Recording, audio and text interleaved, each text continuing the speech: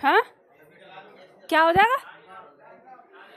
अब नहीं होगे बीमार, ठीक है? इतनी गर्मी में घुटन हो जाएगी, तब हैजा हो जाएगा।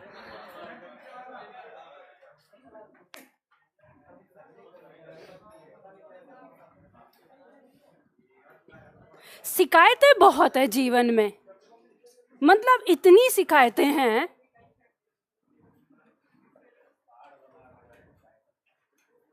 कभी ये भी कह सकते हो नहीं ये अच्छा है, बहुत अच्छा है। जीवन में एक बात याद रखा करो, इतनी शिकायतें दूसरों से करते हो, जरा अपने आप को झांक कर देख लो, कहीं मेरी वजह से किसी को शिकायत तो नहीं है। पर ऐसा हम कभी नहीं सोचते, हम बस ये प्रॉब्लम, वो प्रॉब्लम, ये फलना ढिमका, हम जिस चीज को देखते हैं वही हमारे जीवन में होता है, ठीक है? तो ये बात हमेशा ध्यान रखो कि शिकायतें कभी नहीं करनी चाहिए, कभी नहीं। जीवन में कभी शिकायतें नहीं करनी चाहिए, चाहे वो नेचर की हो या किसी की भी। देखो एक बात याद रखो, आपको एक छोटी सी चीज बताती हूँ यहाँ पर। शिकायत क्यों नहीं करनी चाहिए? शिकायत इसलिए नहीं करनी चाहिए कि आप अपने से ही देखो कि आप किसी के लिए कुछ कर रहे हो, ठीक है, और वो बंदा आपकी बुराई कर रहा है कि यार तुमने ऐसा काम कर दिया, ऐसे नहीं हुआ, तो आप उसे समझा रहे हैं देखो ऐसा नहीं है, थोड़ी सी तुम्हें समस्या होगी पर फिर सही हो जाएगा।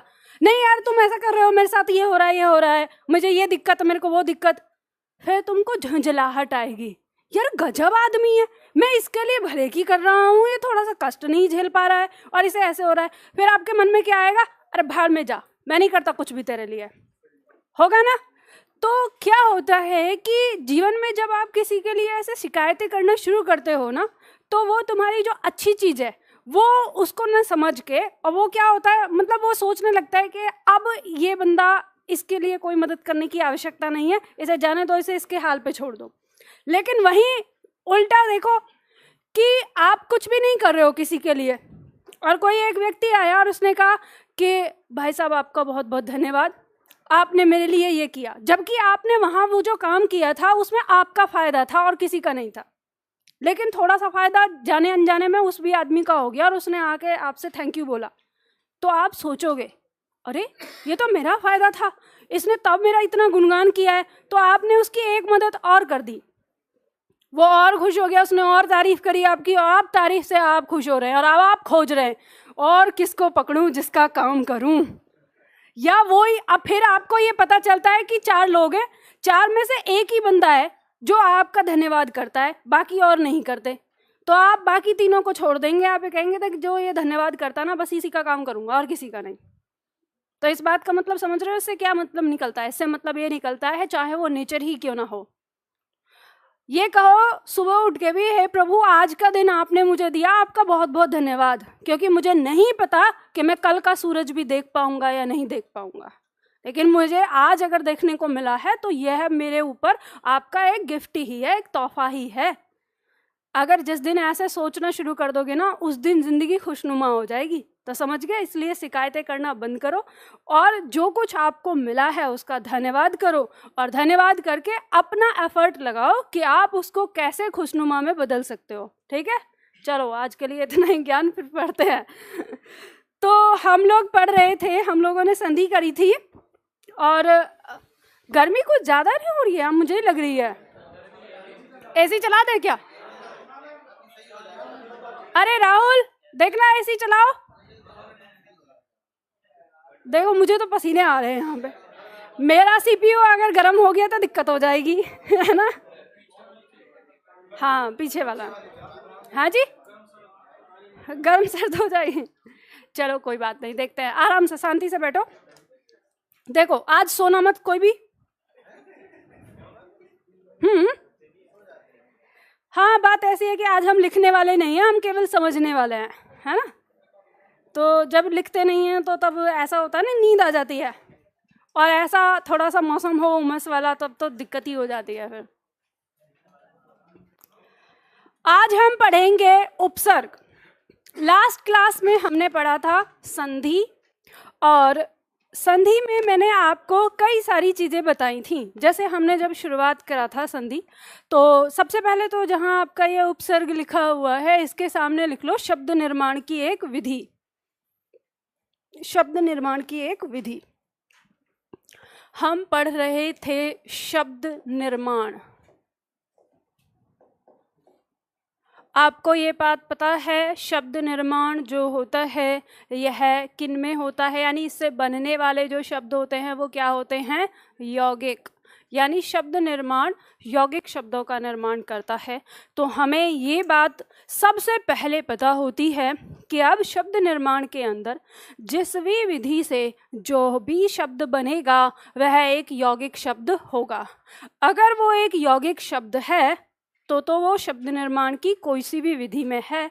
अगर वो यौगिक शब्द नहीं है तो वह एक रूढ़ शब्द है, ये आपको सबको पता है।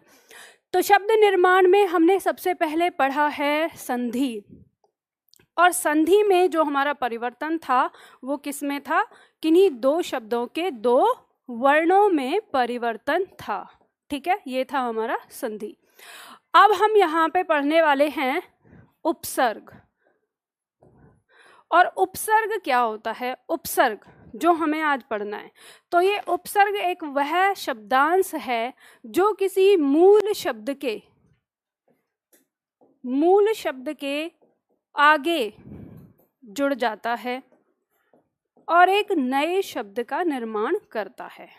अब उपसर्ग के बारे में एक बात सबसे पहले सुनो। जब हमने संधि करी थी तो संधि में हमने ये बात जानी थी कि दो वर्ण आपस में मिलते हैं, वर्णों में परिवर्तन होता है और जो उत्पन्न शब्द हमारा आता है वो संधि विधि से बना शब्द कहलाता है। अब इसमें जो संधि है, संधि के लिए जरूरी क्या था, विकार। विकार मतलब परिवर्तन। अगर परिवर्तन है तो संधि है और अगर परिवर्तन नहीं है तो संधि नहीं है। अब ये चाहे परिवर्तन दोनों वर्णों में हो, चाहे दोनों में से किसी एक में हो, या दोनों मतलब दो मिलकर कोई एक बनाते हो, वो जैसा भी हो, लेकिन क्या होना चाहिए, परिवर्तन होना चाहिए। लेकिन उपसर्ग के साथ ऐसा नहीं है। उपसर्ग आपको किसी भी शब्द में स्पष्ट रूप से नजर आ सकता है। अब मैंने कहा है नजर आ सकता है, इसका मतलब कहीं ना कहीं ऐसी संभावना है कि आपको स्पष्ट रूप से वो ना दिखाई दे, ऐसा भी हो सकता है। तो अभी तक जो आपने उपसर्ग पढ़े हैं वो आपने ऐसे पढ़े हैं कि कोई भी आप शब्द देखते हैं और उसमें उपसर्ग का टुकड़ा अगर आपको दिखाई देता है तो आप समझ जाते हैं कि इसके अंदर उपसर्ग है। लेकिन अगर किसी शब्द के अंदर आपको टुकड़ा ना दिखाई दे और उसमें पूछ लिया जाए कि इसमें कितने उपसर्ग हैं और टुकड़ा दिखाई नहीं दे रहा, तो वहाँ समस्या आपके अंदर आ जाती है कि अब ये कैसे पहचाने। जैसे मान लो कई सारे शब्द ऐसे होते हैं हमारे, जैसे जिनमें पूछ लिया जाता है कि एक से अधिक इसमें उपसर्ग है। जैसे एक शब्द आता है, शब्द है समालोचन। समालोचन या समालोचना कहते हैं ना, जैसे आलोचना से बनता है समालोचना। ये शब्द आ गया, आपकी परीक्षा में पूछा हुआ है ये प्रश्न। और इसमें ये पूछा था, मतलब ये था कि निम्न में से वह शब्द बताओ जिसमें एक से अधिक उपसर्ग हैं। तो उसका जो उत्तर है वो क्या है, समालोचना है। अब ये जो यहाँ पे समालोचना आपने पढ़ा है, तो इसमें आपको कैसे पता चलेगा कि इसमें कौन कौन से उपसर्ग हैं या दो उपसर्ग कैसे हैं इसमें, क्योंकि दिखाई तो दे नहीं रहे हैं स्पष्ट से।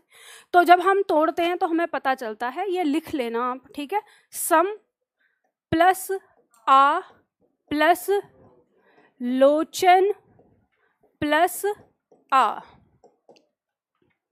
दो उपसर्ग हैं इसके अंदर और एक प्रत्यय है, और इसका मूल शब्द क्या है, लोचन। और लोचन मतलब देखना या नयन से भी होता है।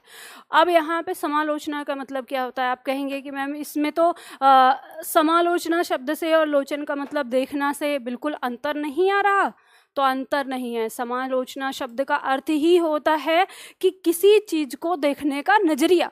जैसे कहते हैं इस चीज की समालोचना करो, मतलब सम मतलब समान, आ लग के ये हो गया आलोचना। आलोचना का मतलब होता है उसके गुण और दोष के बारे में बात करना, और सम मतलब समान, यानी आपको निष्पक्ष होकर किसी के बारे में बात करनी है। तो निष्पक्ष होकर किसी को देखना है तो वही क्या कहलाता है, समालोचना कहलाता है। तो इस शब्द के अंदर ये जो मूल शब्द है इसका अर्थ निहित है। समझ गए? तो इसलिए जब भी हम बात करेंगे किसी भी उपसर्ग की, उपसर्ग से बनने वाले शब्द की, तो हम ये वाली बात जानेंगे कि जो मूल शब्द है उसका अर्थ उसमें निहित होना चाहिए, तभी वो उपसर्ग विधि के अंदर आता है। और अगर नहीं है उसमें शब्द का अर्थ, तो वो शब्द हमारा क्या है, वो एक रूढ़ शब्द है। कहने का मतलब क्या है, अभी जो मैंने बताया आपको समझ में नहीं आया, बस मैंने ये बताया कि आपको देखना है किसी शब्द के अंदर कैसे आपके उपसर्ग एक से अधिक होंगे। ये खास करके राजस्थान वाले छात्रों के लिए बहुत ज़्यादा महत्वपूर्ण है। अब यहाँ पे हम बात करते हैं संधि की तरह हमें यहाँ किसी नियम को याद नहीं रखना, कोई हमारे पास यहाँ नियम नहीं याद रह जाएगा। बस हमें एक चीज़ ध्यान रखनी है, ध्यान ये रखना है कि कोई मूल शब्द होगा और इस मूल शब्द से पहले यहाँ शब्दांश होगा और ये दोनों मिलकर एक शब्द बनाएंगे, नया शब्द। और इस नए शब्द में इसका और इसका, इन दोनों का अर्थ निहित होगा। अगर ये विधि हर शब्द में आती है तो वह उपसर्ग है, और अगर ये नहीं आता तो उसके अंदर कोई उपसर्ग नहीं है। उदाहरण के तौर पर जैसे हम देख लेते हैं, बिल्कुल सरल सा जो आपको समझ में आ जाए, जिससे आपको पता चल जाए। जैसे मान लो हमने शब्द लिखा, उपसर्ग ले रहे हैं हम अप और शब्द ले रहे हैं मान। मान का मतलब क्या होता है, सम्मान, ठीक है। अप का मतलब उल्टा या बुरा से हो जाता है, तो इससे मिलकर जो शब्द बनेगा वो क्या बनेगा, अपमान। याद रखना उपसर्ग जो है वो बिल्कुल वैसे ही आ जाता है, आपको शब्द के अंदर सार्थक शब्द और उपसर्ग दोनों स्पष्ट रूप से दिखाई देते हैं, ठीक। तो यहाँ पे ये अप उपसर्ग हो गया, ये मान इसका मूल शब्द हो गया, इससे बना शब्द क्या हो गया, अपमान।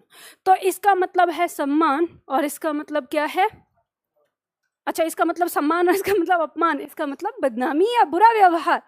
मान मतलब अच्छा या सम्मान, जैसे हम कहते हैं आदर सत्कार किसी को दे रहे हैं, और अप मतलब बुरा कर दिया। तो जब किसी के साथ हम बुरा बिहेव करते हैं उसी को क्या कहते हैं, अपमान कहते हैं।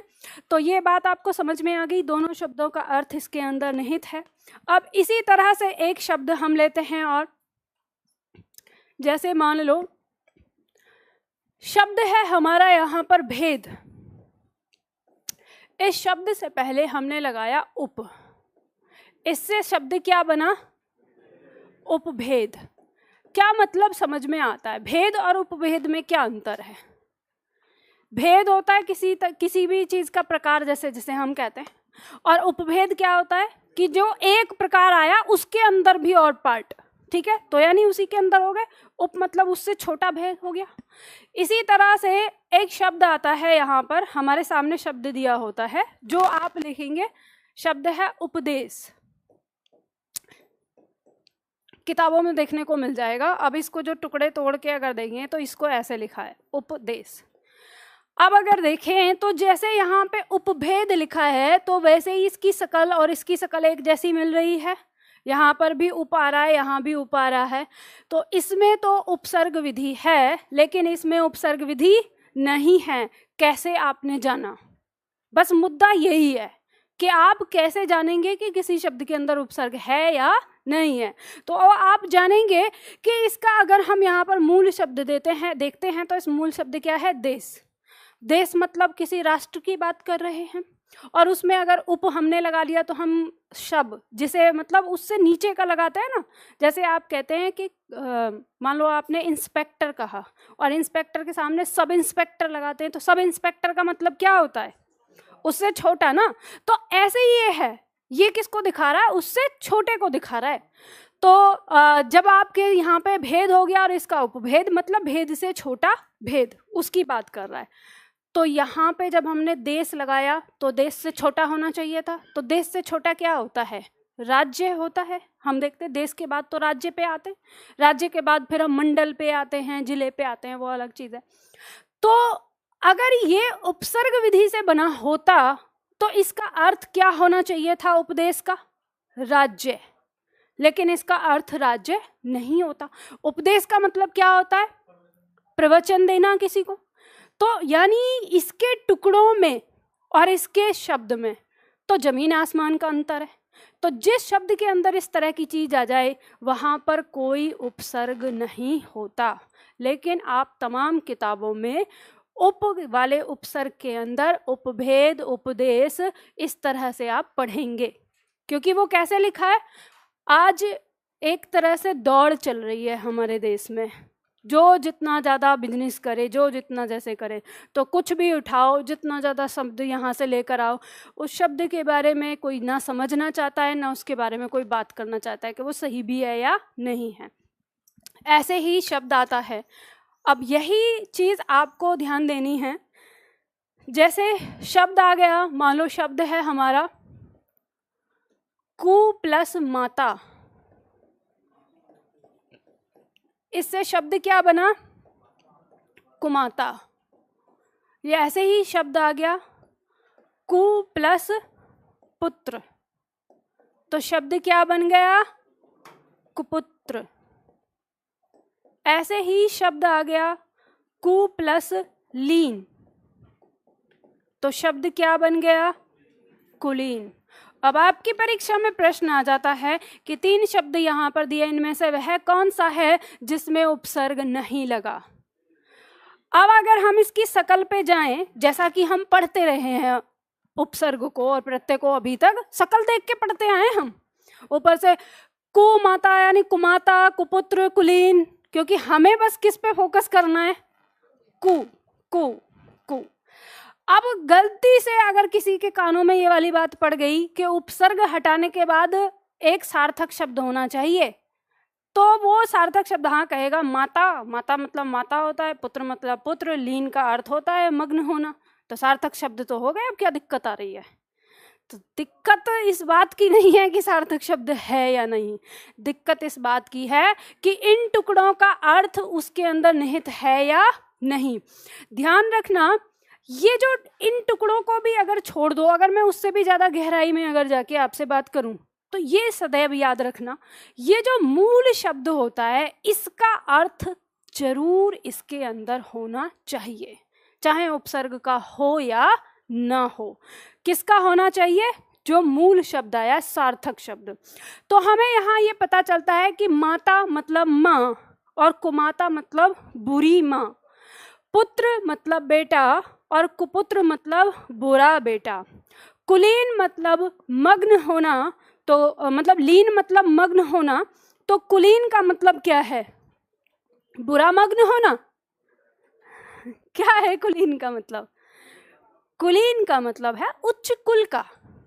ठीक है, तो फिर यह शब्द कहाँ से आया, तो ध्यान रखना यह शब्द यौगिक शब्द है, लेकिन कुल प्लस ईन है, इसमें प्रत्यय लगा है। कुल माने परिवार, कुटुंब। ठीक है, कुल का मतलब क्या है, परिवार या कुटुंब। तो अच्छे परिवार वाला, अच्छे कुल का, अच्छे उच्च व्यक्ति, उसको हम क्या कहते हैं, कुलीन, जिसे आप सज्जन कह सकते हैं, जैसे भद्र पुरुष कह देते हैं, वैसे ही कुलीन शब्द का प्रयोग करते हैं। तो बात समझ में आ गई। इसी तरह से शब्द आता है, और ये ध्यान रखना, यह है कुलीन शब्द भी आपका उपसर्ग में लिखा रहता है आपके सामने। इसी तरह से हम बात करेंगे एक शब्द की, शब्द आता है हमारा दुकाल। यह शब्द भी किससे बना है, दू प्लस काल से मिलकर बना है। तो दू माने यहाँ भाव जो होगा दो या बुरा, ठीक है, और काल मतलब समय। तो यह क्या हो गया अर्थ इसका, बुरा समय। दुकाल किसको कहते हैं, बुरा समय को कहते हैं। तो हमें समझ में आ गया काल जो शब्द है उसका अर्थ निहित है। उसी तरह से बन जाता है फिर आपका शब्द दुकान, और इसमें भी लोग बना देंगे दू प्लस कान। अभी अभी तो मैम आपने बताया है दू माने दो या बुरा, तो यहाँ पे अब क्योंकि कान तो सबके दो होते हैं तो दो कान हो गए, तो सही तो आ रहा है सार्थकता। लेकिन ध्यान रखना दुकान का मतलब दो कान नहीं होते, ठीक है ना। तो शब्दों का जो टुकड़ा है, टुकड़े का अर्थ इसमें निहित नहीं है। तो जब टुकड़े का अर्थ निहित नहीं है या इस मूल शब्द का भी अर्थ इसमें नहीं है, तो इसका मतलब इसके अंदर कोई उपसर्ग नहीं है। ठीक है, तो ये बात समझ गए ना। आपके बाद जब भी आपको देखना है और आपकी परीक्षा में जो प्रश्न आता है 4 शब्द आपको दिए रहते हैं और आपसे पूछता है इनमें कौन सा शब्द है जिसमें उपसर्ग है और कौन सा शब्द है जिसमें उपसर्ग नहीं है। यही आपकी अक्सर आपके सामने प्रश्न आता है। और राजस्थान की अगर बात करें तो राजस्थान में अक्सर प्रश्न आते हैं कि इनमें से कौन सा शब्द है जिसमें 2 उपसर्ग हैं या 2 से अधिक उपसर्ग हैं, इस तरह की चीज़ें आती हैं। तो आपको ये सारी बातें अपने आप समझ में आएंगी धीरे धीरे। तो हम शुरुआत करते हैं, देख लेते हैं उपसर्ग को। अब याद ध्यान रखो, इनमें से बहुत सारे छात्र हैं जो सब्जेक्टिव एग्ज़ाम की तैयारी कर रहे हैं, जैसे पीसीएस वगैरह की। तो उन छात्रों की परीक्षाओं में, जैसे एमपी की बात करें या उत्तराखंड की या हिमाचल प्रदेश की या झारखंड की, वहाँ पर एमपी की परीक्षाओं में मतलब आता है, उन परीक्षाओं में 2 नंबर में प्रश्न आ जाता है कि उपसर्ग किसे कहते हैं, परिभाषा बताते हुए उदाहरण दीजिए, या उपसर्ग से कितने प्रकार के शब्द बनते हैं, कुछ भी आ सकता है।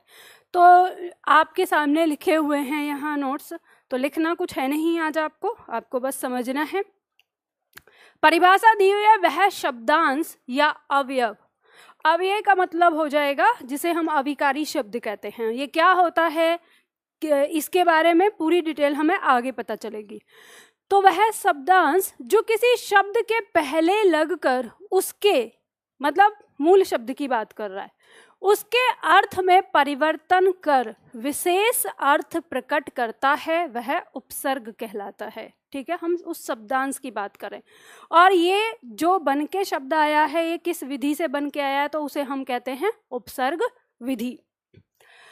उपसर्ग के बारे में कुछ विशेष बातों में सबसे पहले दिया है कि संस्कृत में 22, हिंदी में 13 और उर्दू में 19 उपसर्ग हैं।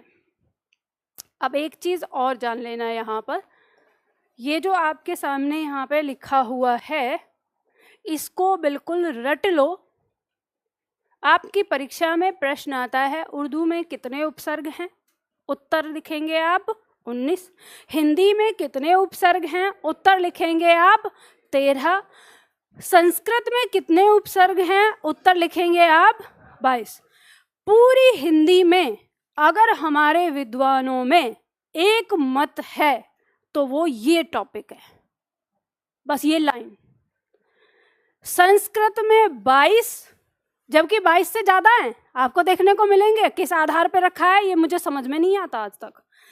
हिंदी में 13, जबकि हिंदी के अंदर संस्कृत के भी हैं, अगर वास्तव में देखा जाए तो कम हो जाएगी संख्या।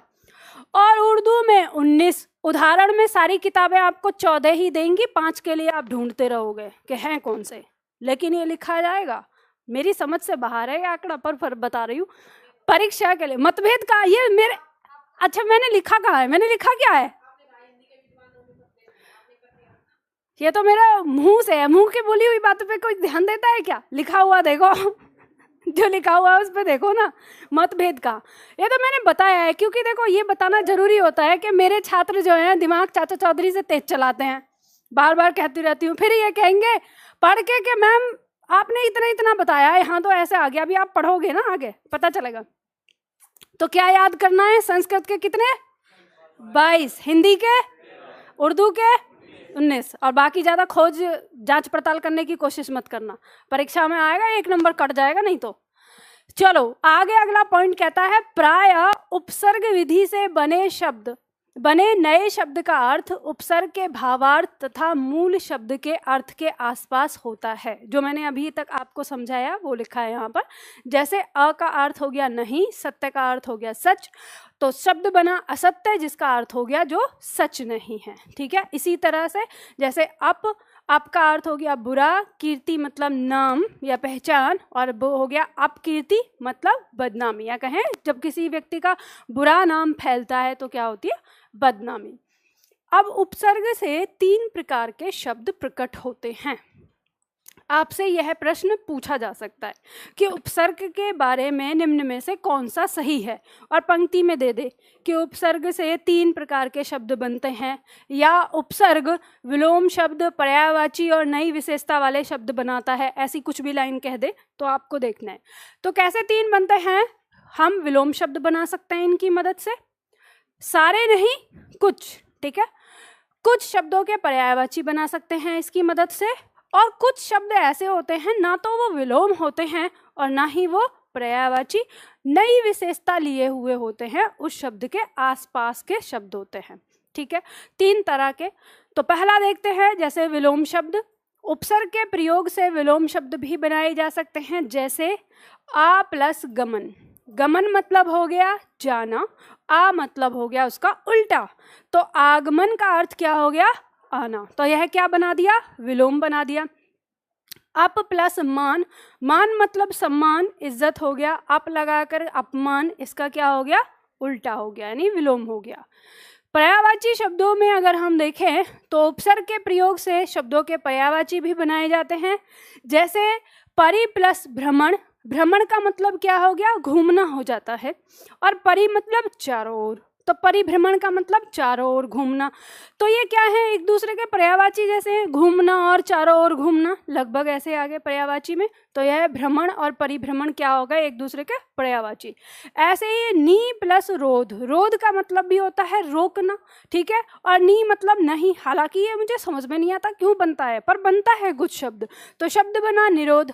रोध का मतलब भी रोकना और निरोध का मतलब भी रोकना, तो दोनों ही एक दूसरे के क्या हो गए? पर्यायवाची हो गए। उसी तरह से नई विशेषता वाले शब्द की अगर हम बात करें तो नई विशेषता में आ जाता है, जैसे शब्द हो गया अनु प्लस शासन, तो इससे शब्द बन गया अनुशासन। अब ये जो शासन शब्द है इसका अर्थ होता है नियम, कायदे, कानून, ठीक है, जो हमारे ऊपर कोई भी दूसरा व्यक्ति जो कायदे कानून बनाता है और उन्हें मानना, वो क्या है? शासन। जैसे सरकार हमारे ऊपर शासन करती है।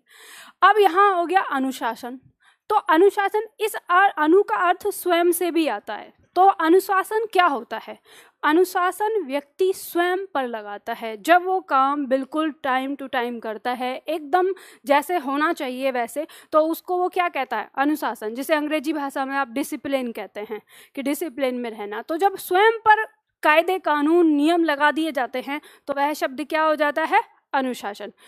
तो शासन और अनुशासन ना ही तो एक दूसरे के विलोम हैं और ना ही एक दूसरे के पर्यायवाची, ये दोनों आसपास ठहरने वाले एक शब्द हैं। और ध्यान रखना, इस शासन शब्द का अर्थ इसके अंदर निहित है, इसलिए यह उपसर्ग विधि से बना है। जैसे शब्द आ गया अधि प्लस कार।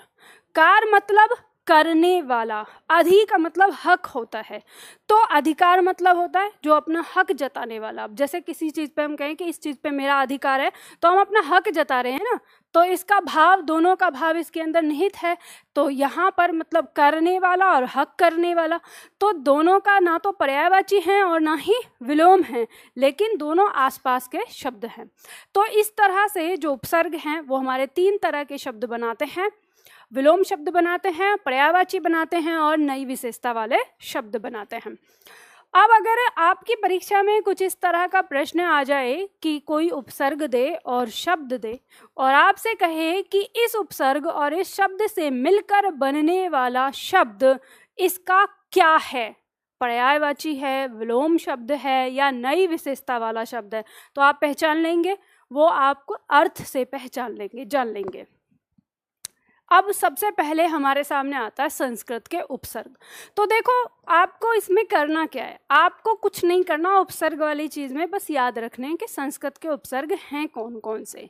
जैसे दिया है अति, मेरे साथ बोलो एक बार, अधि, अनु, अप, अभि, अव, आ, उत, उप, दुर, दुष, दुहु, नी, निर, निस, परि, परा, प्र, प्रति, वि, सम, सु। ये उपसर्ग हैं, जो 22 उपसर्ग हैं, यहाँ पर 22 दिए हैं, ठीक है। इनमें आपको याद रखना है, जिस उपसर्ग के नीचे हल लगा है तो हल लगा होना चाहिए, जिसके ऊपर हल नहीं लगा है तो वहाँ ध्यान रखना है, ठीक है। तो इन्हें बस आपको याद रखने के लिए ये 22 शब्द ही हैं जो आपको याद रखना है। बाकी तो इसके बाद आपके लिए अपने आप ही शब्द, जब उपसर्ग पता रहेगा तो मूल शब्द आपको पता ही है, अभ्यास करना है। अब यहाँ पर दिया हुआ है सबसे पहले उपसर्ग अति, और इसका दिया है भावार्थ, अधिक या ऊपर। यहाँ पे हमने लिखा है भावार्थ, अर्थ नहीं लिखा, ठीक है। अर्थ और भावार्थ में क्या अंतर होता है, क्या अंतर समझ में आता है आपको? हाँ, देखो भावार्थ का मतलब होता है कि पूरी तरह से वो नहीं है, वो किसी के साथ मिलकर उसका अर्थ देगा, और अर्थ होता है बिल्कुल शब्दार्थ, ठीक है। तो यहाँ पर ये हो गया कि अति, अति का यहाँ पर अधिक या ऊपर से, अब जरूरी नहीं है जो शब्द के साथ मिलेगा, जिस शब्द के साथ मिलेगा कभी ये अधिक का भाव ले सकता है और कभी ये ऊपर का भाव ले सकता है। तो जैसे शब्द हो गया यहाँ पर अति प्लस रिक्त, तो शब्द क्या बन गया? कमर सीधी करके बैठ जाओ, आपके आंखों में ना दिखने लगा है मुझे। तो सीधी कमर सीधी कर लो। एक्चुअली क्या है ना, मेरी मम्मी मुझसे अक्सर ये कहती है कि जब निधि बात करती है तो मुझे नींद आ जाती है। तो मुझे बड़ा आश्चर्य होता है, वो अक्सर मुझसे रात को जैसे बात करेंगी कभी, तो फिर कहेंगे अच्छा अब मुझे नींद आने लगी। मैं कुछ कह रही थी, हाँ मैं उन्हें थोड़ा मोटिवेट करने लगती हूँ जब ऐसे ही, तो मैं कहती हूँ मेरी बातें इतनी बोरिंग लगती हैं। जब बोले नहीं, वो ऐसा लगता है जैसे कोई माँ बच्चे को लोरी सुना रही हो तो मुझे नींद आ जाती है, ये मेरी मम्मी बोलती है। तो ऐसा ही लगता है, और ये वाली चीज़ बहुत लोगों ने ऐसा कहा है एक दो बार। और ये कब होता है? अक्सर जब मैं कभी जिंदगी की जंग कैसे जीतनी है, कैसे रहना है, इसके बारे में जब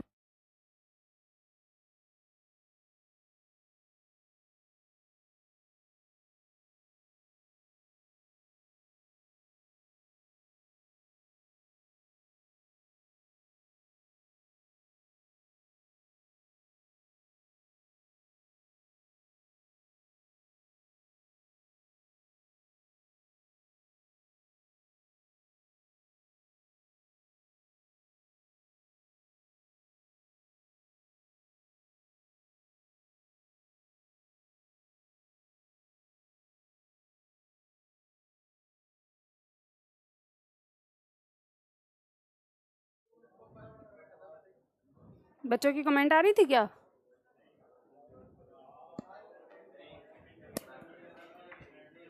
अब आ रही है आवाज?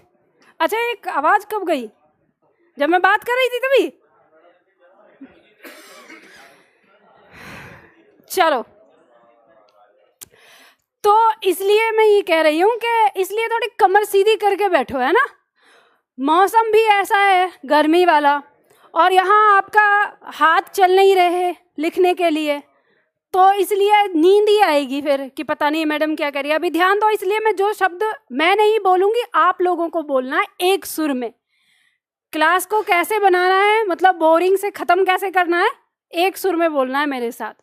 तो बताओ शब्द क्या है? अति, और ये रिक्त, तो शब्द क्या बना? अतिरिक्त। तो अतिरिक्त का मतलब यहाँ अति से हो गया इसके अधिक से, और रिक्त मतलब खाली।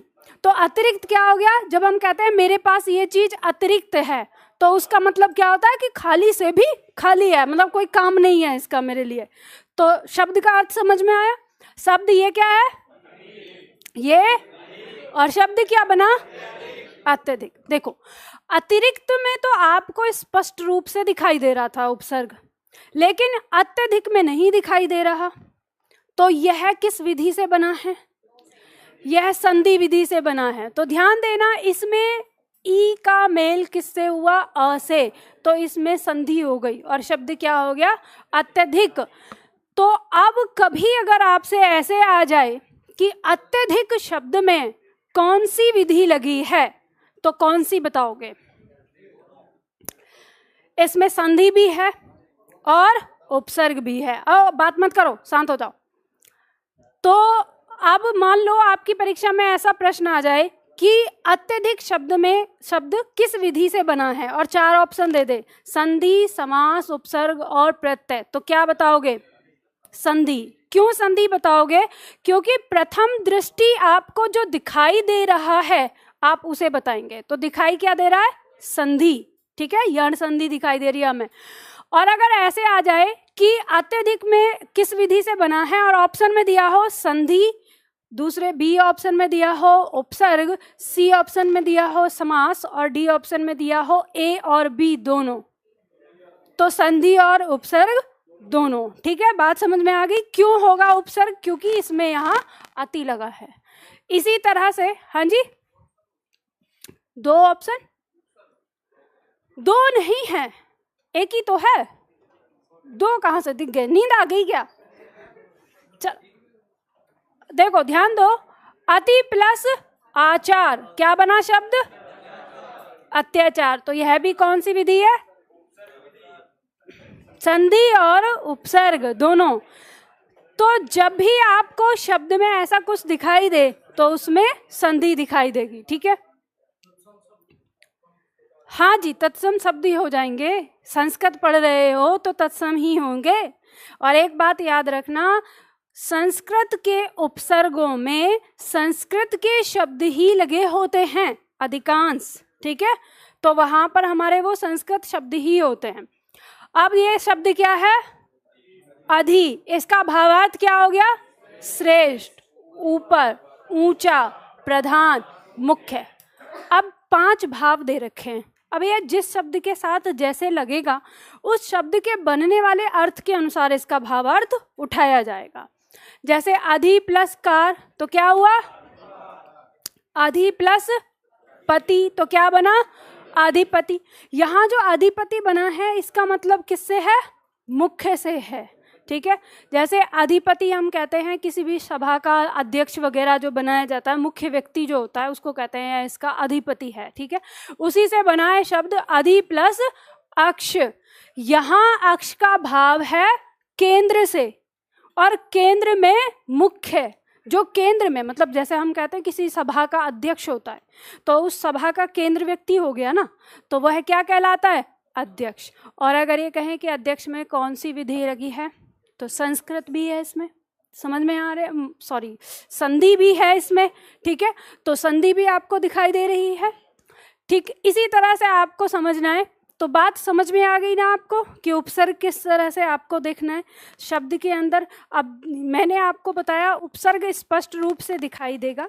अगर स्पष्ट रूप से नहीं दिखाई देता है, थोड़ा आधा अधूरा दिखाई देता है, तो ये जान लेना कि उसके अंदर संधि विधि भी है। ठीक है, अब यहाँ पर हमारे पास सारे शब्द हैं। जैसे देखेंगे, मेरे साथ साथ पढ़ो, बोलो। अनु के बाद ये अप आ गया। ठीक है, अभी आ गया, अब आ गया। भाव दिए हैं यहाँ पर आ, जिसका अर्थ तक या उल्टा या समेत। जैसे हम कहते हैं, मान लो आजन्म बोलते हैं, तो आजन्म मतलब क्या हो गया? जन्म मतलब जब तक जन्म है, जब तक जिंदा हो, यानी मृत्यु तक, तब अर्थ आ जाता है। इस परि का अर्थ आता है आसपास या चारों के लिए आता है। जैसे हम कहते हैं परिकल्पना। क्या होता है परिकल्पना? हाँ जी, समेत।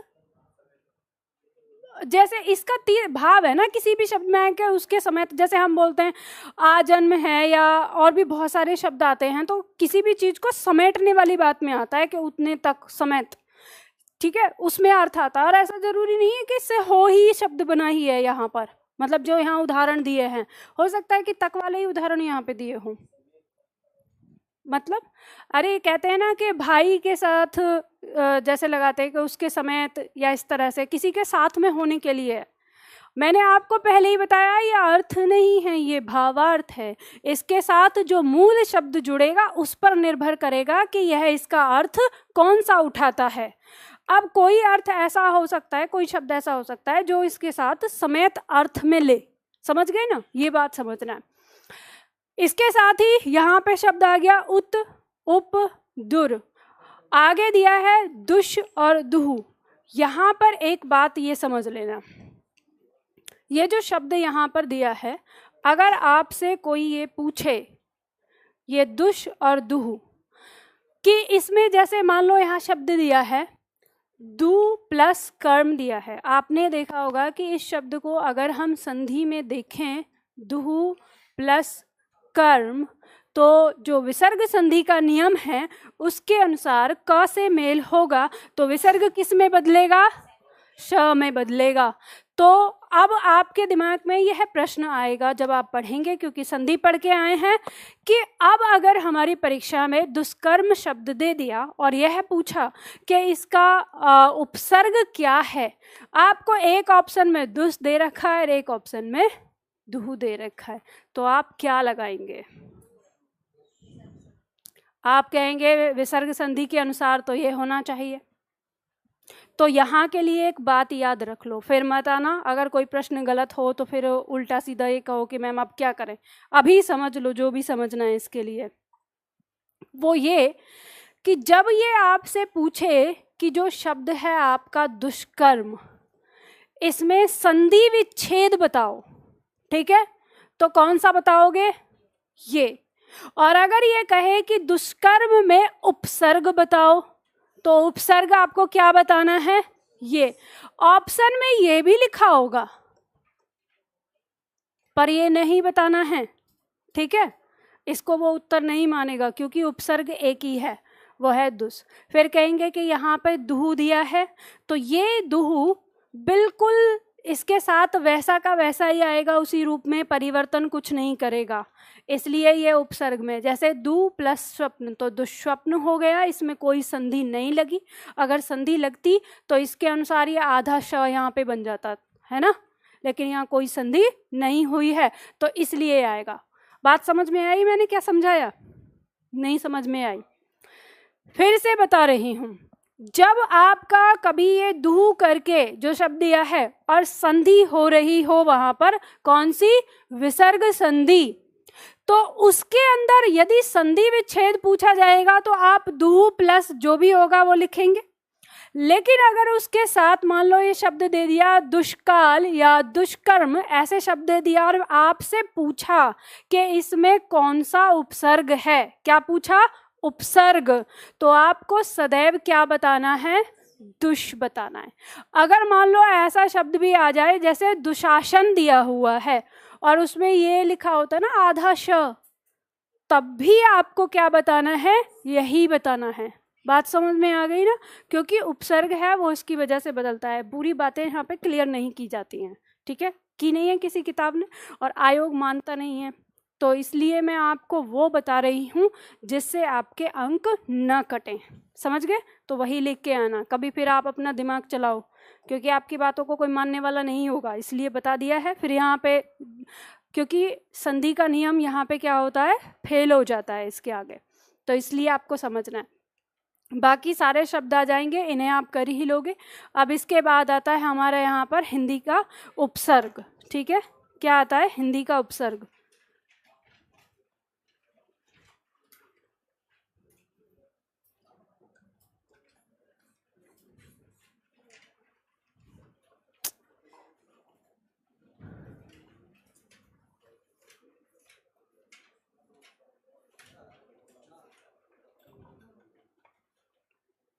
चलो देखो, हिंदी के उपसर्ग में हमारे पास यहाँ पर दिया हुआ है शब्द, पहला उपसर्ग क्या है? अ, अन। अब ये अन दो तरह से आता है, एक बार हल के साथ और एक बार बिना हल के साथ। अध, उन, औ, कु, स, क, सु, नी, दु, बिन, भर, ये हिंदी के उपसर्ग होते हैं, ठीक है। अब यहाँ पर देखेंगे कि जैसे ये जो हमारा अन वाला दिया है इसको समझ लो, अन दोनों तरह का लगा होता है, पूरा भी होता है और हल वाला भी होता है, जिसका अर्थ अभाव या निषेध से आता है। जैसे शब्द बना हमारा अनमोल, तो यहाँ पे पूरा लगा है तो अनमोल ये शब्द हमारा पूरी तरह से हिंदी का शब्द है, ठीक है। ऐसे ही अनपढ़ तो शब्द बन गया हमारा अनपढ़। लेकिन यहाँ पर जब अधिकार शब्द संस्कृत, तो अब आप ये देखेंगे कि जो संस्कृत का शब्द होगा उस शब्द के आगे जब भी अन लगेगा वो सदैव हल वाला लगेगा, ठीक है। तो उसमें फिर क्या होगा, ये अन लगा है, ये इसको पूरा कर देगा और शब्द क्या हो जाएगा? अनधिकार हो जाएगा। तो आपको यहाँ ये समझना है कि इस अन का प्रयोग जब जब हिंदी शब्दों में होगा तब तब तो ये पूरा होगा, और जब जब संस्कृत शब्दों में होगा तब ये आधा यानी हल के साथ होगा। तो इस तरह से आपको कहीं कोई दिक्कत नहीं होगी। जैसे शब्द आता है आपका अनभिज्ञ शब्द होता है ना, ये बनता है, तो ये अ न को पूरा हो जाता है, कर देता है, शब्द क्या हो जाता है, अनभिज्ञ हो जाता है। इस तरह से आपको समझना है इसमें, ठीक है। आगे आते हैं हमारे उर्दू के उपसर्ग। उर्दू के उपसर्ग में अगर हम देखेंगे तो यहाँ पर दिया है 19 उपसर्ग हैं। कम, बोलो, खुश, गैर, दर, ना, ब, बा, बर, बद, बे, ला, सर, हर, हम। सारी किताबों में आपको यहीं तक देखने को मिलेगा, 14 आ जाते हैं यहाँ तक, ठीक है। इसके बाद मैंने कामता प्रसाद की बुक से ही खोजे थे कि बाकी और 5 कौन से हैं, तो ये पाया कि 5 जो हैं वो हम बोलते हैं, यानी हिंदी पढ़ने वाले लोगों की भाषा शैली में ये है ही नहीं। जैसे अल, एन, फी, बिल और बिना, ये जो उपसर्ग यहाँ पर आए हैं ये उर्दू के वो उपसर्ग हैं जो जहाँ बहुत ज़्यादा अधिक उर्दू बोली जाती है, पूरी तरह से उर्दू बोली जाती है, वो इनका प्रयोग करते होंगे, पर हम जितनी उर्दू बोलते हैं उतने में इनका प्रयोग नहीं है। तो इसलिए 14 ही यानी हम तक ही आता है। जैसे कम, कम का अर्थ हो गया थोड़ा से। हम हिंदी में क्या बोलते हैं कम को? अल्प, ठीक है, हम क्या बोलते हैं? अल्प। लेकिन अब हम अल्प कहाँ बोलते हैं? जो अल्प बोलता हुआ बंदा दिखाई देगा तो हम बड़े मुस्कुरा के देखेंगे उसको, बड़ा ही संस्कृत बोलने वाला है ना, क्योंकि हमने तो कम कहना सीख लिया है, पर हमें ये खुद ही नहीं पता कि हम विदेशी भाषा को बोल रहे हैं ना। तो जैसे बोलते हैं कम सिन, सिन का मतलब होता है जैसे नाजुक के लिए आता है, या हम कहें उम्र के लिए भी, सॉरी, जैसे इसे आप अवस्था से लगा सकते हो। जैसे आप बोलते हो ना कम सिन बोलते हो किसी को, तो कम सिन का मतलब क्या होता है? कम अवस्था, यानी उसकी छोटी अवस्था, जो नई एकदम नाजुक कली होती है उसको कम सिन बोलता है। कम उम्र मतलब जिसकी उम्र कम है, ठीक है, थोड़ा है। खुश, खुश जो हम बोलते हैं, बहुत खुश हैं, हिंदी में क्या कहते हैं? प्रसन्न। लेकिन कोई बोलता है आज मैं बहुत प्रसन्न हूँ? नहीं, खुश बोलते हैं। उर्दू भाषा के शब्द हमारी भाषा में इतने ज़्यादा आ चुके हैं, हमें ये भी नहीं पता आधे शब्दों का कि हमारी हिंदी के शब्द हैं या उर्दू के शब्द हैं। जैसे मान लो मैं आपको पढ़ा रही हूँ, अब पढ़ाते में अगर मैं कहूँ कि बहुत ज़्यादा गर्मी फील हो रही है, तो मुझे कोई कह देगा देखो मैम को अंग्रेजी बोल रही है, हिंदी पढ़ा रही हैं, ठीक है। लेकिन मैं कहूँ मैं आज बहुत खुश हूँ, तो कोई नहीं कहेगा कि देखो मैम को हिंदी पढ़ा रही है और उर्दू बोल रही है, क्योंकि ये बात उसको खुद ही नहीं पता कि मैडम विदेशी भाषा भी बोल रही है यहाँ पर। तो अब ये बात कहने का मेरा क्या मतलब? मेरा कहने का मतलब ये है कि हमारी हिंदी भाषा जो है इतनी उदार रही है कि जो विदेशी शब्द हैं उनको ग्रहण करती रही है, ग्रहण कर लेती है कि चलो ठीक है आप आने दो, शब्द अगर बोलना चाहते हो तो आप बोल सकते हो, लेकिन आपकी जो लिपि रहेगी वो देवनागरी लिपि रहनी चाहिए। तो हम अगर कुछ चीज़ लिख रहे हैं, अंग्रेजी के शब्दों का अगर प्रयोग भी करते हैं तो अपनी देवनागरी लिपि में ही किया करो, और जो वाक्य हैं हमारे हिंदी जो बनाती है उन्हीं को। अब ये बताओ मुझे, जैसे आप अंग्रेजी भाषा में अगर मैंने कहा कि टीचर शब्द है और मैं कहूँ अंग्रेजी में इसका आपको बहुवचन बनाना है, तो आप क्या बनाओगे? टीचर्स कहोगे ना। लेकिन जब आप बोलते हो फिल्मों में तो क्या बोलते हो? क्या बोलते हो? टीचर्स नहीं बोलते, टीचर बोलते हो कि मेरे कई सारे टीचर हैं जो मुझे समझाते हैं और मेरे टीचरों ने मुझे बताया। तो आपने 2 शब्द बोले, टीचर और टीचरों। ये आपने जो यहाँ प्रयोग किया, ये आपने हिंदी के गुण को यानी हिंदी के नियम को उसमें लगाया, शब्द तो अंग्रेजी भाषा से उठा लिया। टीचर अंत में क्या है? एकारांत है, पुल्लिंग शब्द है, तो वो एक वचन और बहुवचन दोनों में एक जैसा रहा, और जब कारक चिन्ह के साथ प्रयोग किया तो ओकारांत लगा दिया हमने, तभी टीचरों कह दिया। ऐसे ही बोलें कि मेरे कई सारे अध्यापक हैं और मेरे अध्यापकों ने मुझे बताया, तो आप जब अध्यापक और अध्यापकों बोले तब तो आप नहीं हंसे थे ये बात, आप कहते हो मेरे कई सारे फ्रेंड हैं और मेरे फ्रेंडों ने मेरी नाक में दम कर रखा है, बोलते हो कि नहीं बोलते हो? नहीं बोलते, फ्रेंड्स कहते हो। अच्छा चलो तुम ज़्यादा अंग्रेज हो, पर कॉमन देखना आप, अब के बाद देखना कि आप क्या बोलते हो। जब भी बोलोगे फ्रेंड को फ्रेंडो ही कहते हो अक्सर, तो कई बार आपको बहुत कुछ अंग्रेजों ने आपको टोका भी होगा और उस समय आप झेप गए होंगे कि हाँ हमने तो गलती बोल दी। तो ध्यान रखना, उसको जवाब देना कि यहाँ पे मैंने फ्रेंड शब्द को देवनागरी लिपि में उतार लिया है क्योंकि मैं हिंदी बोल रहा हूँ। तो हिंदी का नियम कहता है कि पुल्लिंग शब्द है, एकारांत है, तो उसका एक वचन बहुवचन दोनों में बनेगा। यदि उसके साथ कोई कारक चिन्ह लगेगा तो वो ओकारांत में बनेगा। समझ गए? तो इसलिए मैंने फ्रेंड को जब उसका बहुवचन बनाया कि मेरे फ्रेंडों ने, तो वहाँ फ्रेंडो बोला है, मैंने गलत नहीं बोला है, हिंदी बोल रहा हूँ। समझ गए ना? चलो ये आपको बता दिया, दिमाग में आ गया। यहाँ पे आगे तो डॉक्टर को क्या बोलोगे? डॉक्टरों ने, हाँ तो वही तो डॉक्टर्स थोड़ी ना बोलते हो। हाँ जी, डॉक्टर नहीं बोलना, बस डॉक्टर बोलना, क्योंकि हिंदी ने आपको शब्द दिया है, मतलब ध्वनि दी है। अब हाँ, अब आ जाओ इधर, देखो ध्यान दो। इसके बाद यहाँ पर जो आपके शब्द दिए हैं इनके भाव के साथ इन्हें पढ़ना। अब जैसे शब्द दिया है यहाँ पर हम, इस पे लिख लो, याद रहेगा, ये पूछ लिया जाता है। ये उर्दू भाषा का उपसर्ग है जिसका भावार्थ है साथ रहने वाला या बराबर का।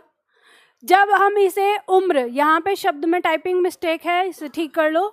हम उम्र कहते हैं, मतलब हम प्लस उम्र, तो हम उम्र मतलब हमारी उम्र के बराबर का। हम वतन कहते हैं तो मतलब हम जिस वतन से आते हैं उसी वतन का, यानी साथ का। हम सफ़र, अगर हम किसी सफ़र में हैं, अगर जीवन के सफ़र में हैं तो जीवन साथी को हम सफ़र कह देते हैं।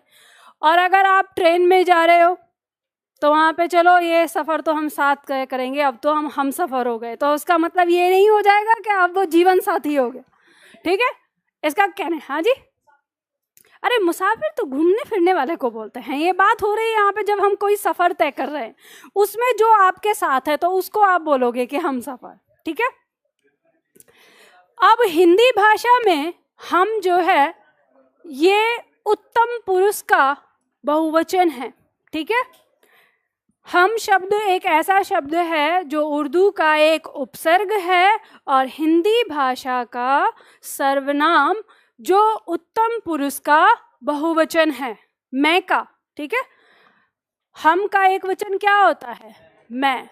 तो यह वो शब्द है जो हिंदी और उर्दू दोनों में आता है। तो कभी इसके बारे में पूछा जा सकता है कि हम के बारे में क्या सच है, नीचे दिया जा सकता है कि ये उर्दू का उपसर्ग है या उत्तम पुरुष का बहुवचन है या दोनों हैं या दोनों में से कोई एक है। तो आपको पता है कि हम दोनों जगह आता है, हिंदी में भी आता है, उर्दू में भी आता है। अब इसके बाद बाकी जो शब्द ये हैं ये आपकी परीक्षा में आते नहीं हैं। हाँ जी, क्या यहाँ बिला, अरे ये उल्टा हो गया है यहाँ पर, या नहीं ये सही है, वहाँ गलत हो गया है। ठीक है, इस बिला का मतलब बिना है। ठीक है, जैसे दिया है बिला कसूर, कहते हैं अरे ये तो बिला कसूर है, मतलब बिना कसूर के है, इसका कोई कसूर नहीं है। तो ये बोलते हैं जो उर्दू आती है उसमें आता है। क्या वहाँ जो ऊपर लिखा है ना उस बिना को बिला कर लो, वहाँ गलत लिखा हुआ है, यहाँ इसका भावार्थ है। ठीक है, जो आपने पढ़ा था ना उसमें। हाँ जी,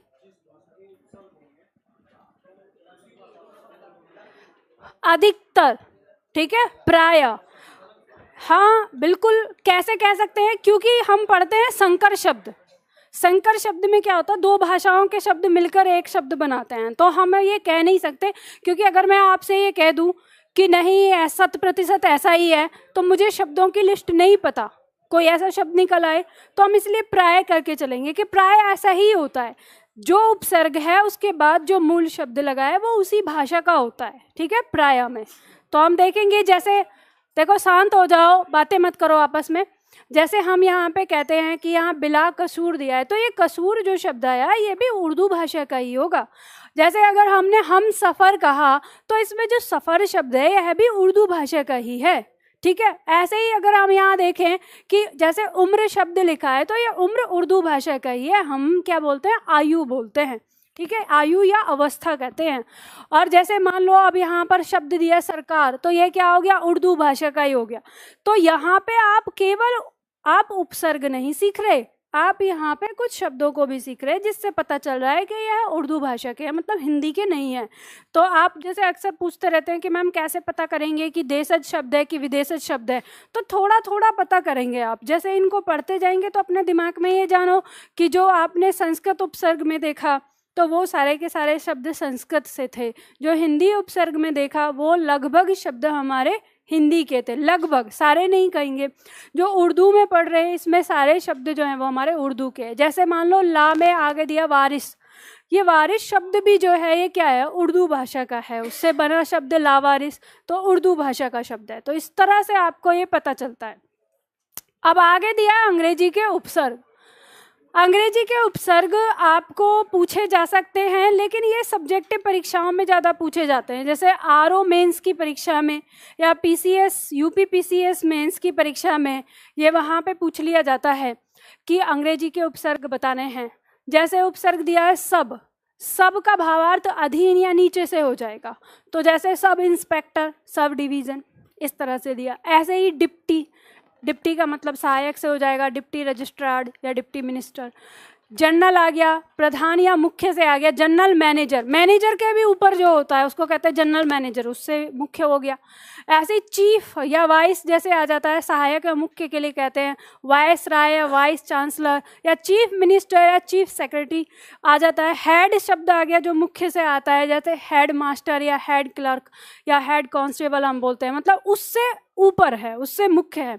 तो ऐसे ही शब्द आते हैं। तो ये अब आप देखेंगे कि इसमें जो शब्द आगे जुड़े हुए हैं ये सारे के सारे शब्द जो हैं आपस में क्या हैं, मतलब वही अंग्रेजी वाले ही शब्द है, क्योंकि अंग्रेजी के उपसर्ग लगे हैं तो अंग्रेजी के शब्द जुड़े हैं, ठीक है। हाँ, किसमें, प्रमुख और मुख्य, हाँ जी बिल्कुल, ये एक दूसरे के पर्यायवाची जैसे ही शब्द हैं जो लगाएं। ये यहाँ पे जो दिए हैं, अगर हम इसको छोड़ दें सब वाले को, सहायक, प्रधान, मुख्य, सहायक और ये प्रमुख और मुख्य, सब एक ही जैसे तो हैं, बस सब में अलग अलग अपनी ज़रूरत के हिसाब से पोस्टों के नाम रखते हैं वहाँ पर, ठीक। इसके बाद यहाँ पर दिए हुए हैं अब कुछ अन्य उपसर्ग और उनका प्रयोग। हमने 22 तो पढ़ लिए, अब उसके बाद यहाँ कुछ रखें। अब ये जाने भगवान जाने कौन सी भाषा के, मुझे तो संस्कृत के से ही लगते हैं, पर पता नहीं, भगवान जाने, है ना, क्योंकि 22 है वहाँ, तो वहाँ हम एक भी आगे बढ़ा नहीं सकते।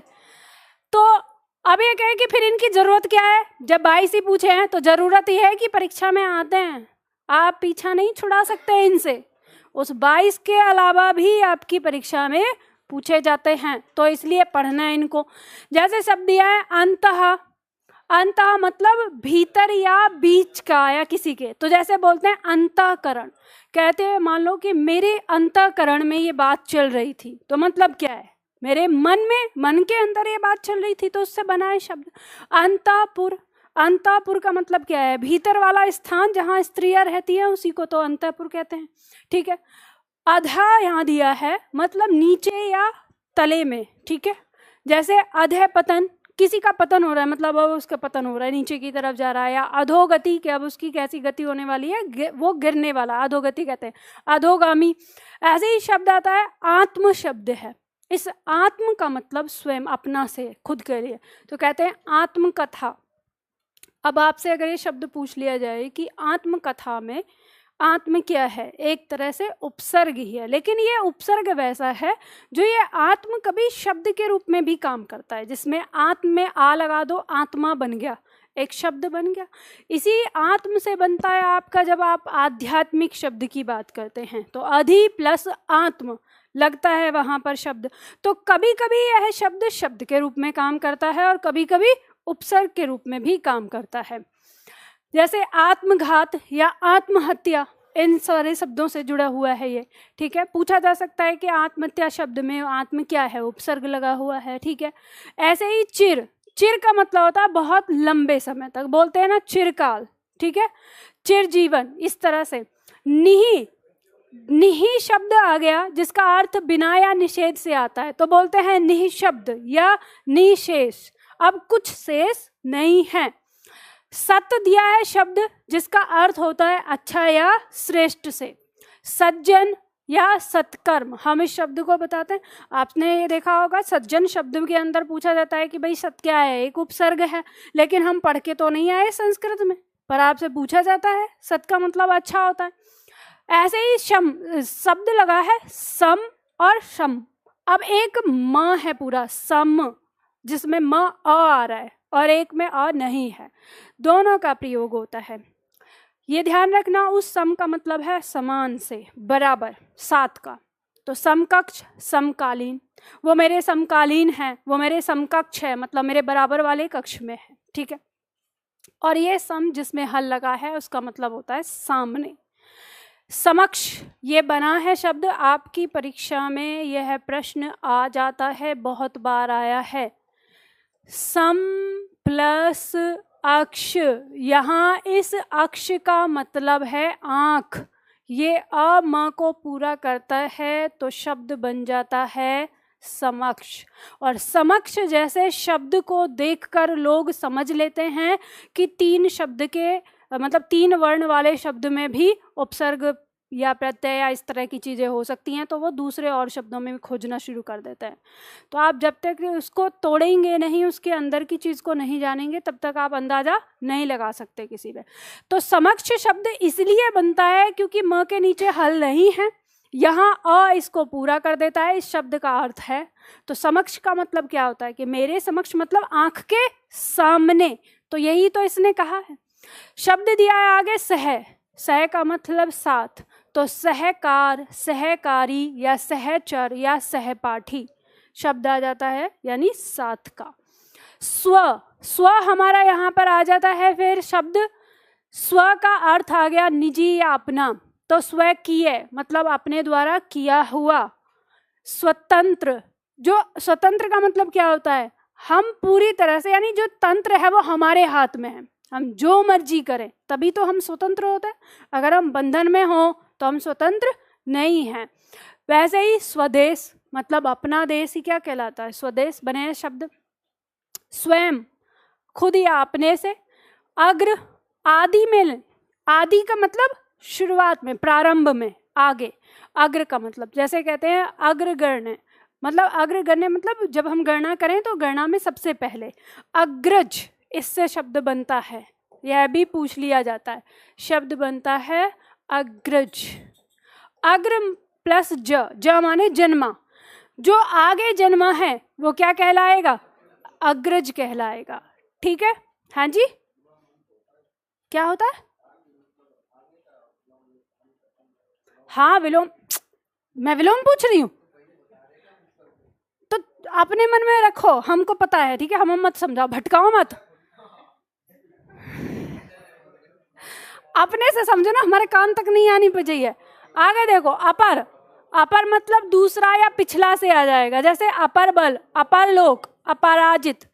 बही का अर्थ बाहर से आ गया, बहिष्कार या बहिर्गामी, बहिर्गामी, बहिर्गामी, बहिर्मुख, बहिर्मुख बोलते हैं ना, बाहर की ओर देखने वाला, यानी अपना वो जिसका आता है अंतर्मुख, अंतर्मुख मतलब अंदर की ओर देखने वाला, और बहिर मतलब बाहर की ओर। शब्द आता है जैसे यथा, यथा का अर्थ आ जाता है जैसे से, यथा योग्य, यथा रुचि। साक्षात मतलब प्रत्यक्ष या स्वयं से आ जाता है, जैसे कहते हैं साक्षात्कार, जिसे आप क्या कहते हो अंग्रेजी में, इंटरव्यू। साक्षात्कार का मतलब होता है किसी को सामने बैठा के बातचीत करना, ठीक है, तो उसे कहते हैं, जिसे आप अंग्रेजी भाषा में इंटरव्यू कहते हैं। कुछ दिनों में सब भूल जाएंगे क्या कहते हैं हिंदी भाषा में ना। आगे दिया हुआ पर, मुख्य, दूसरा या पराया, इस पर का अर्थ है, जिसका मतलब हो जाता है जैसे पर पोता कहते हैं। देखो, मुख्य, दूसरा या पराया, अब यहाँ पे जो परपोता शब्द है इसके साथ इसका भाव ना दूसरा आ रहा है, पोते का आगे का, यानी पोते से दूसरा पोता, दूसरे से पोता मतलब यानी कि पोते का भी बेटा, वही तो परपोता कहलाता है। वैसे ही परदादा आता है, यानी दादा के भी ऊपर जो हैं वो परदादा कहलाएंगे ना, तो वही आया, यानी उसके बाद दूसरा नंबर है। और परदेश यहाँ पे पराया से अर्थ आ गया, ठीक है, यानी देश और एक दूसरा देश। तो इस तरह से ये शब्द आते हैं। ये सारे उपसर्ग भी हमारी परीक्षा में पूछे जाते हैं, तो इन्हें भी आपको पढ़ना है। अब उपसर्ग से संबंधित यहाँ कुछ प्रश्न हैं, जल्दी से कर लो, इनमें आंसर नहीं दिया हुआ है, फिर आप हाय हाय मचाओगे कि हाय आंसर नहीं दिया कैसे करेंगे। तो लिख लेना और जल्दी बोलो, समझ में आ जाएगा, ठीक है।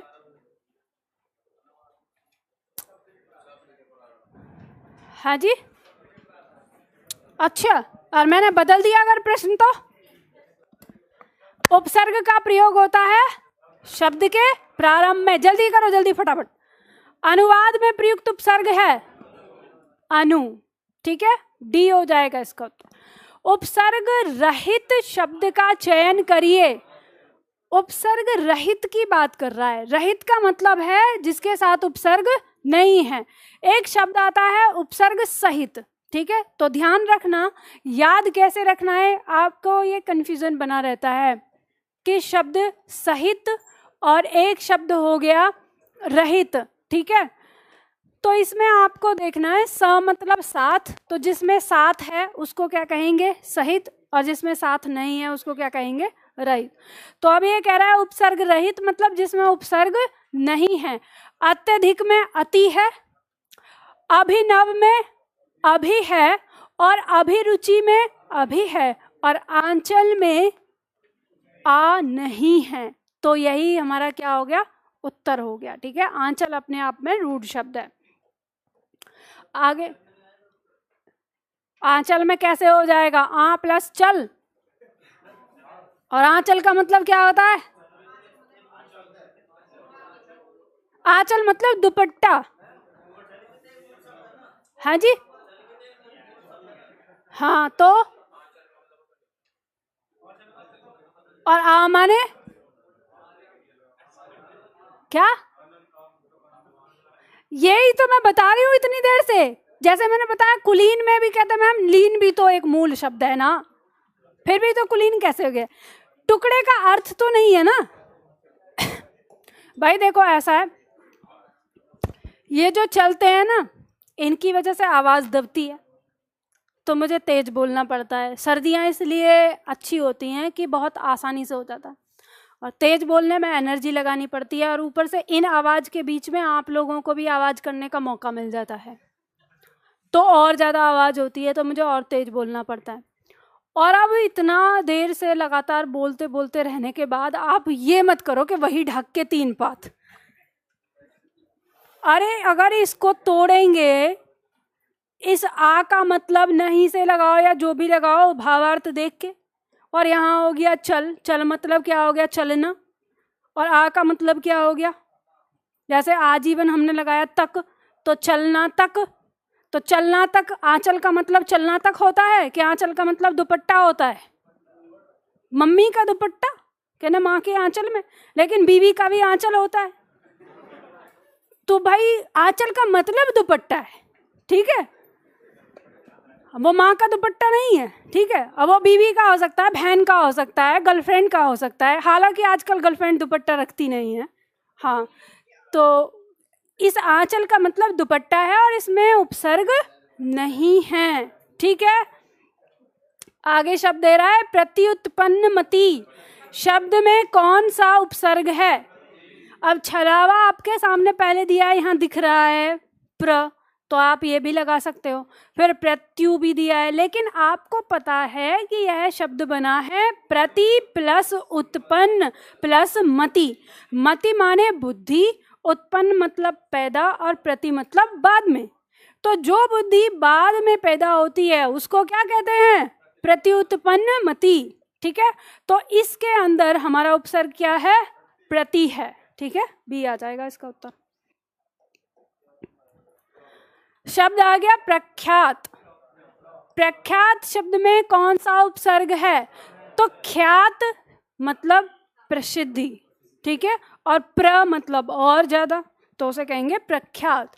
तो हमारा क्या उपसर्ग हो जाएगा इसमें? आगे नंबर 6 कह रहा है व्यवस्था से पूर्व कौन सा उपसर्ग लगाएं इनमें से कि उसका अर्थ विपरीत हो जाए। तो व्यवस्था का अर्थ विपरीत की बात कर रहा है ये, तो आप कहेंगे कि व्यवस्था का उल्टा क्या होता है? अव्यवस्था। तो यहाँ पे आप देखेंगे कि अव्यवस्था अ लग जाएगा, ठीक है। अब यह कह रहे हैं नंबर 7, निम्नलिखित में से उपसर्ग सहित उपसर्ग रहित शब्द कौन सा है?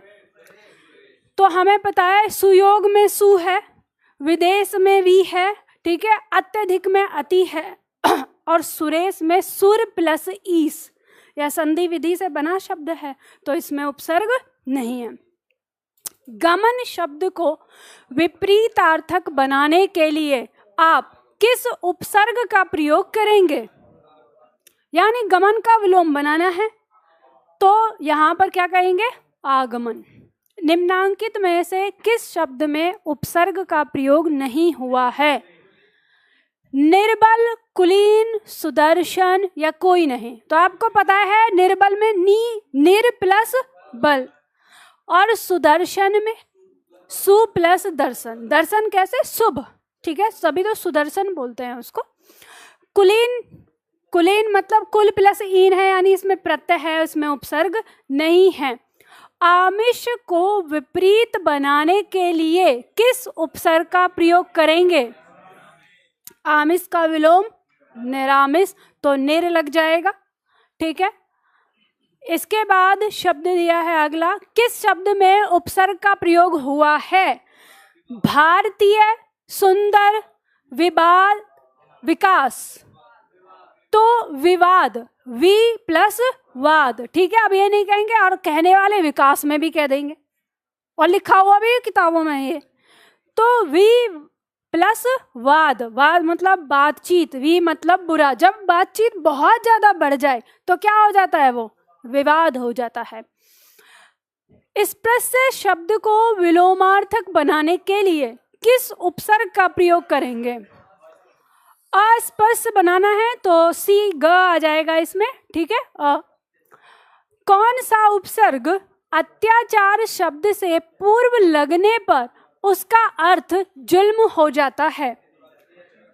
अब देखो यहां पर दुर, अति, निर, अन, बताओ इसमें दो उत्तर आ रहे हैं, कुछ कह रहे हैं अति, कुछ कह रहे हैं दुर।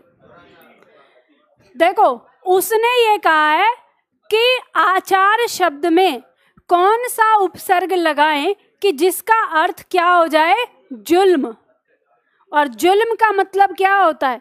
अब आप देखेंगे दुर लगाएंगे, दुराचार हो गया। तो आचार का मतलब होता है व्यवहार, और व्यवहार में दुर मतलब बुरा, तो कहते हैं उसने उसके साथ दुराचार किया, मतलब बुरा व्यवहार किया। अति लगाकर देखते हैं अत्याचार, तो अत्याचार का मतलब क्या होता है? जुल्म ढाना, जिसे आप कहते हैं। तो दोनों आ रहे हैं, ये छलावा है, ये जाल है। वो जो कहते हैं ना, शिकारी आएगा, दाना डालेगा, जाल बिछाएगा, हम नहीं फंसेंगे, नहीं फंसेंगे, लेकिन फंस रहे हैं दूर बोलने वाले, ठीक है। तो अब इस बात को आपको समझना है यहाँ पर, ठीक है। और वैसे भी यह शब्द अगर देखा जाए तो गलती लिखा है, दूर हल होना चाहिए था उसके नीचे, तब वो एक बार को सही भी हो सकता था, है ना। तो इस बात का ध्यान रखना। तो शब्द क्या अर्थ क्या हो, मतलब इसका उत्तर क्या हो जाएगा? अत्याचार। हाँ, अति लगेगा इसमें। अत्याचार का ही अर्थ होता है जुल्म। बिल्कुल कहते हैं कि अरे क्या अत्याचार मत रखा है, मतलब जुल्म ढा रखा है पूरा। दुराचार का अर्थ होता है बुरा व्यवहार, अगर दोनों शब्दों को एक साथ लेते हैं। लेकिन फिर मैंने साथ में कहा है वहां जो दुर लिखा हुआ है वो सही नहीं है। जो लिखा हुआ है ना दुर उपसर्ग, दुर हल होना चाहिए उसके लिए। आचार का मतलब केवल व्यवहार होता है, अच्छा या बुरा नहीं, ठीक है। आचार का मतलब होता है व्यवहार। अब इसमें हम दुर लगाते हैं तो दुराचार होता है, लेकिन आप उस दुर को लगा भी तो नहीं सकते ना, वो गलत लिखा हुआ है ना, आप गलत शब्द को थोड़ी ना। अगर किसी को गाली दे के बात कर ली ना, वो भी दुराचार होता है, लेकिन वो अत्याचार नहीं होता। अत्याचार ये होता है कि आप किसी के लिए बहुत कुछ करे जा रहे हो, फिर भी जब आता है तब जूते मार के जाता है, तब ये सारी चीज, तो कह अरे कुछ घना ही अत्याचार कर रखा है, तो उसको बोलते हैं। ठीक है, निम्नलिखित में से उपसर्ग सहित उपसर्ग रहित शब्द कौन सा है? निशा, बाकी निकंपन, निगमन या निर्भय आपको पता है। ठीक है, कौन सा शब्द उपसर्ग रहित है? सुंदर, अलविदा, हमदर्द या बेअकल। सुंदर हो जाएगा। ठीक है, चल शब्द को विलोम बनाने के लिए किस उपसर्ग का प्रयोग करेंगे? अचल। ठीक है, कौन सा उपसर्ग मान शब्द से पूर्व लगने पर उसका अर्थ घमंड हो जाए?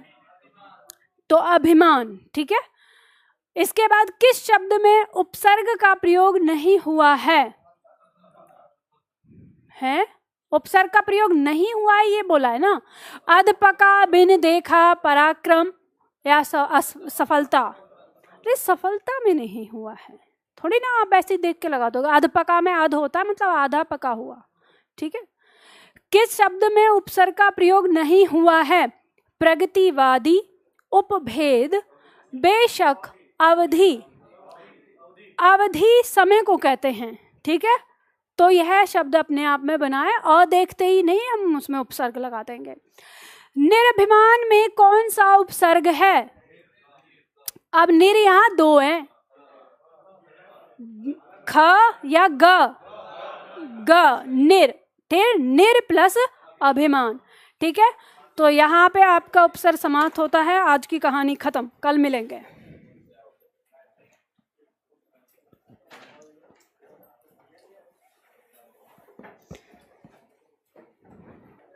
ऑनलाइन में एक छात्र पूछ रहे हैं कि मैम सुपर टेट में कैसे क्वेश्चन आते हैं।